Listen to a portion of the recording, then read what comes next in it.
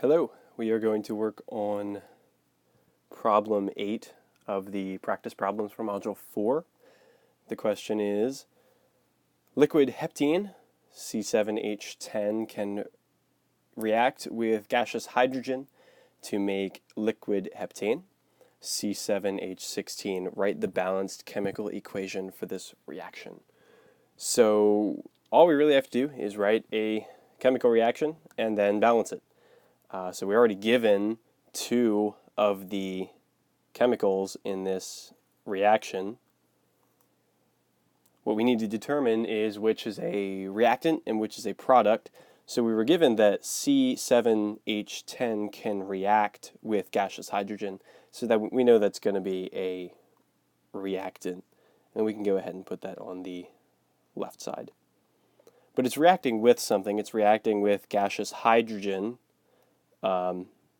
And we'll write the symbol for that in just a minute, but let's go ahead and put down what we know our product to be, and that is C7H16. So now we can focus on the gaseous hydrogen. We know that hydrogen is H, but H is part of the list of diatomic elements, and so we know that H is going to exist in a pair, in a molecule. And so we'll go ahead and write the H2 there. And we should also specify whether these are liquids or whether they are gases. So I'll put an L there. This is gaseous hydrogen, so we'll put a G there for gas, and then it's going to make liquid heptane, so we'll put an L there. So now we have our chemical equation. We just need to balance it. So we need to check out whether the carbons are matching each other, whether the hydrogen are matching each other, and those are really the only elements in this equation. So do the carbons match each other? There's a C here. There are no other C's on the left side of the equation, so there's 7 carbon atoms on the left side, and on the right side there's just one molecule, and we can see that there's 7 carbons there as well. So the carbons are matched up correctly.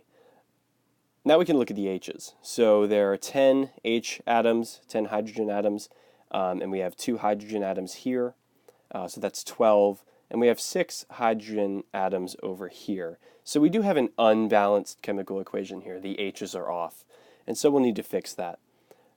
Now, according to the principles that I've taught in the past, we would generally start with a larger element and see if we need to change that first. Well, we could try to change this one, but there's really nothing we can do.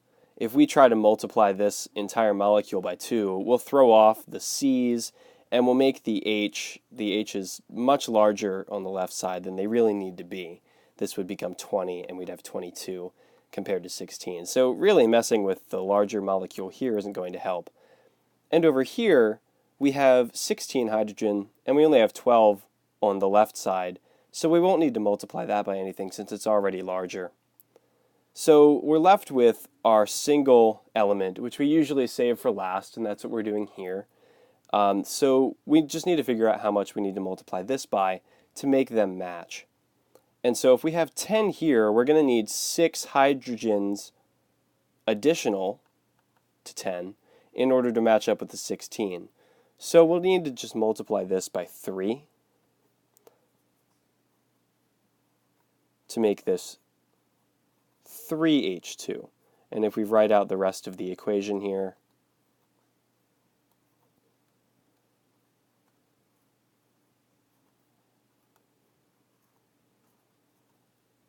we have our balanced chemical equation. And we can double check that this is actually balanced by counting the atoms again. So again, our 7 carbons are the same. We didn't change that at all. And then we have 10 H's plus 3 times 2, which is 16. Well, 3 times 2 is 6, plus 10 is 16 on the left side. And then we have 16 hydrogens on the right side. So this chemical equation is balanced and fully written out.